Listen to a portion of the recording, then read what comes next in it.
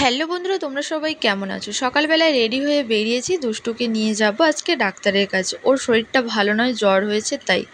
এখন বাজে সকাল 8টা। বাইরের ওয়েদারটা শুধু একবার দেখো, এতটাই পরিমাণে রোদ উঠেছে আর গরম কি বলবো। আমাদের এখানে তো ভীষণই গরম পড়েছে। তারপর চলে এলাম পাম্পে। এখান থেকে বাইকে তেল ভরে নিয়ে যাব ডাক্তারের ওখানে। আর ওখানে গিয়ে তো কিছুক্ষণ বসতেই হবে। তারপর চলেও এসেছি।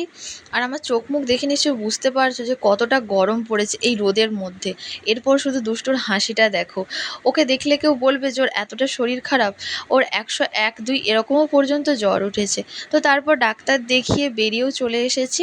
ডাক্তার বলল যে এখন ভাইরাস জ্বর হচ্ছে, তাই 3-4 দিনের মতো থাকবে। তো ওখান থেকে এসে একটু মিয়ামরে ঢুকলাম। এখান থেকে কিছু খাওয়া দাওয়া করে এরপর বাড়ির দিকে যাব। আর বাইরের দেখো রাস্তাটা কেমন, কতটা সুন্দর লাগছে না, আকাশটা শুধু দেখো। তাই ভাবলাম তোমাদের সাথে একটু শেয়ার করি। তো চলো এখন আমরা বাড়ির দিকে যাই। আজকের মতো ভিডিওটা এই পর্যন্ত। Tata, bye bye.